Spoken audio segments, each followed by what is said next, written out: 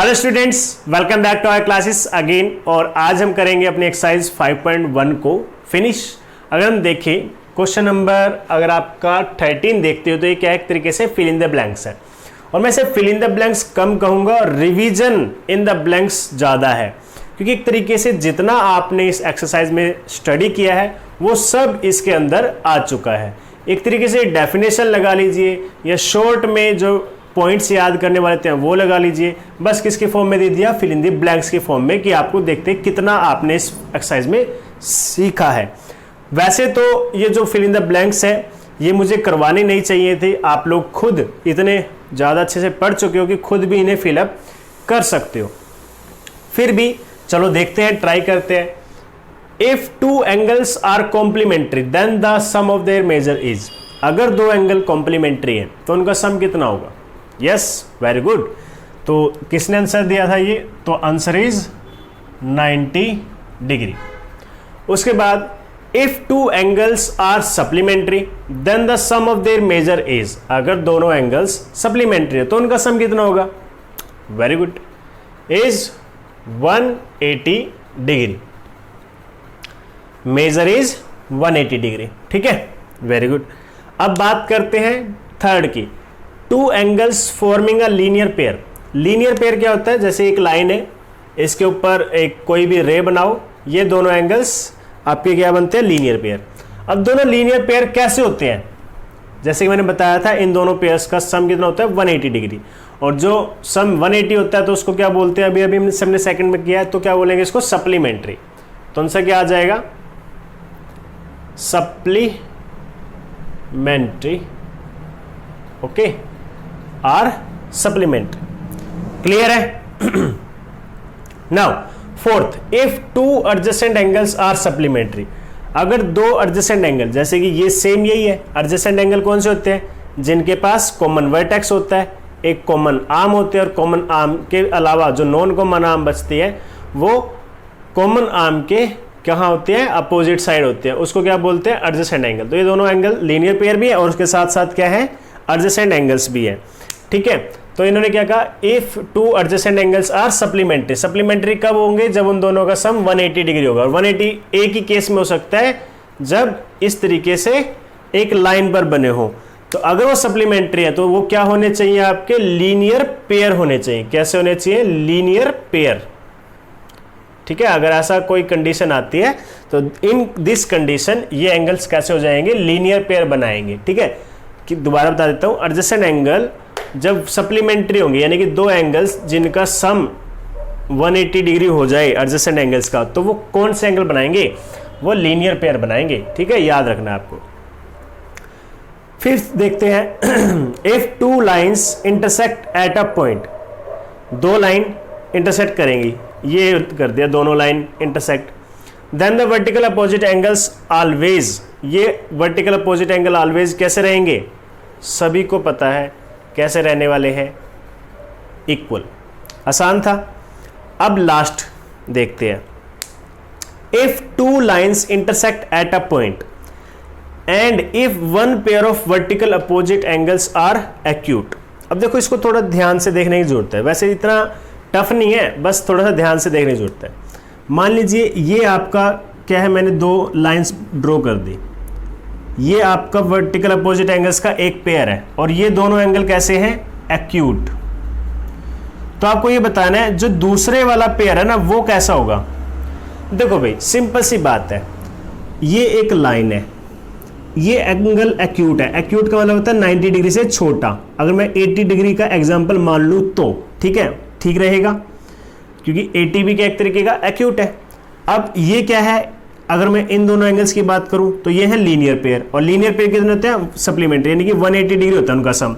अगर ये 180 है तो ये कितना, सॉरी, ये अगर 80 है तो ये कितना बचा? ये आपका 180 में से माइनस करने के बाद बच गया 100, यानी कि ये कैसा एंगल हो गया? ऑब्ट्यूज। दैट मीन्स अगर वर्टिकल अपोजिट एंगल्स के एक पेयर एक्यूट है तो दूसरा एंगल कैसा होना पड़ेगा? ऑब्ट्यूज होगा। ठीक है, आर ऑब्ट्यूज। ठीक है, तो दूसरा पेयर कैसा होगा? हमेशा ऑब्ट्यूज एंगल। ठीक है, obtuse angle. Then the other pair of vertical opposite angles are obtuse angles. अब एक चीज और इसके अंदर, अगर एक पेयर राइट एंगल होता तो, अगर ये वाला पेयर एक्यूट की जगह राइट पेयर होता तो दूसरे वाला पेयर कैसा होता? सिंपल सी बात है, वो कैसा होता? राइट पेयर ही होता, बिकॉज 90 यहाँ पे 90 यहाँ पे, दोनों 180 हो जाते। तो अगर एक राइट एंगल का पेयर है तो दूसरा भी राइट एंगल का पेयर होता। आई होप क्वेश्चन आपको समझ आ गया होगा, फिल इन द ब्लैंक्स थे, कोई ज़्यादा मुश्किल नहीं था, वो सब चीज़ें जो आप पहले ही स्टडी कर चुके थे। तो चलो अब इसके बाद हमारा लास्ट क्वेश्चन रह गया, क्वेश्चन नंबर 14, वो स्टार्ट करते हैं। इस क्वेश्चन में अगर आप देखो क्या दिया हुआ है, डायग्राम दिया है और आपको कहा है इन क्वेश्चंस के आंसर बताओ। ये क्वेश्चन मुझे तो बहुत पसंद आया, आपको भी बहुत ज़्यादा पसंद आएगा। इजी तो है लेकिन थोड़ा सा दिमाग भी लगाना पड़ेगा, और दिमाग लगाने से तो पता चलता है कि हमने एक्चुअल में कितनी सारी चीज़ें सीखी हुई है। चलो शुरू कर देते हैं फिर हमारा क्वेश्चन नंबर 14 इसके साथ। ठीक है, सबसे पहले क्या है? Obtuse vertical opposite angle, obtuse vertically opposite angles. इस डायग्राम में opposite angles, vertically opposite angles, लेकिन कौन सा पेयर आपको बताना है? ऑब्ट्यूज। अब देखो ये तो देखने से ही पता चल रहा है कैसा है, एक्यूट। तो ये आपको पूरा एंगल और ये वाला एंगल कैसा है? वर्टिकल अपोजिट एंगल है, और देखने से ही पता चल रहा है कैसा है आपका? ऑब्ट्यूज। तो आप नाम लिख सकते हो, एंगल AOD एंड BOC।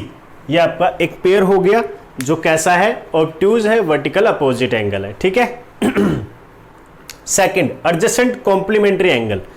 अब वैसे तो देखो इन्होंने हमें डायग्राम में कुछ खास नहीं बताया, लेकिन हम एक आइडिया लगा सकते हैं कि ये कितना है? 90 डिग्री है। अगर ये 90 डिग्री है तो ये भी कंप्लीट कितना होना चाहिए? 90 डिग्री होना चाहिए। अब हमसे पूछा गया है adjacent complementary angle. Complementary angle कौन से होते हैं? जिसका सम 90 डिग्री है। यानी कि अगर इन दोनों एंगल्स का सम निकाला जाए तो क्या होगा? 90 डिग्री। अब देखो angle this one and this one, 1 और 2, ये दोनों एंगल कैसे हैं? एडजेसेंट एंगल है, because O common vertex, OA common arm, और जो नॉन कॉमन आर्म है वो इस OA से क्या है? Opposite side. अगर एक लेफ्ट है तो दूसरे राइट साइड पर है। ठीक है, तो इससे ये क्या हो गया? कॉम्प्लीमेंट एडजेसेंट एंगल हो गया। और इन दोनों का सम देख रहे हो यहाँ पे क्या बन रहा है? 90 डिग्री। तो आप यहाँ पे लिख सकते हो angle AOB, angle AOB and angle कौन सा है इसके साथ जो पेयर बना रहा है? AOE, angle AOB and angle AOE। दोनों एंगल कैसे हैं? एडजेसेंट भी है, और दोनों का सम क्या है? 90 डिग्री, इसलिए कह सकते हैं एडजेसेंट कॉम्प्लीमेंट्री एंगल्स। अब आपको वैसे तो कभी सुनने को नहीं मिला था एडजेसेंट कॉम्प्लीमेंट्री एंगल कौन से होते हैं? वो एंगल जो एडजेसेंट भी है और दिन का सम 90 है, तो उनको बोल देते हैं एडजेसेंट कॉम्प्लीमेंट्री एंगल्स। सिंपल। अब third, equal supplementary angle. Supplementary angle कौन से होते हैं? जो जिनका सम 180 डिग्री है। लेकिन अब इसमें एक और चीज ऐड कर दी, क्या है? इक्वल। यानी कि अगर आपके पास ये लाइन है, ठीक है, और इस पे कोई ये बना दिया आपने लाइन, तो ये दोनों एंगल क्या हो जाएंगे? वैसे तो लीनियर पेयर है, यानी कि क्या बनाएंगे? सप्लीमेंट्री बनाएंगे। लेकिन इक्वल कब होंगे? जब एंगल 1 और 2 दोनों इक्वल हो, और वो सिर्फ और सिर्फ एक ही कंडीशन में ट्रू है, जब दोनों 90 डिग्री के हों, तो ही ऐसा हो सकता है। अदरवाइज ऐसा कभी नहीं होगा कि सप्लीमेंट्री एंगल्स इक्वल हो जाए। सप्लीमेंट्री एंगल्स इक्वल तब होंगे जब दोनों एंगल कैसे हो? 90 डिग्री। ये हम पीछे एक्सरसाइज में पढ़ भी चुके हैं।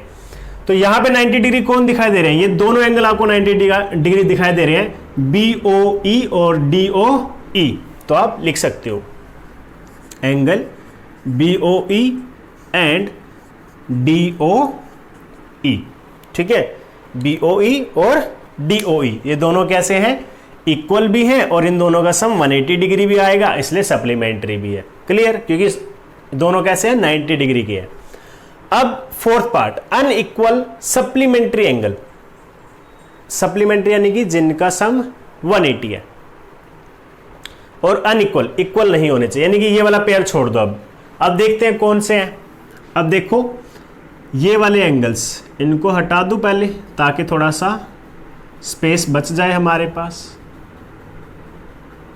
अगर मैं बिल्कुल साफ साफ एक पेयर निकालने की कोशिश करूं तो क्योंकि बीच में तो और भी अगर मैं ऐड करके निकालूँ फिर तो और भी आ जाएंगे, लेकिन मैं एक पेयर से निकालने की कोशिश करता हूँ।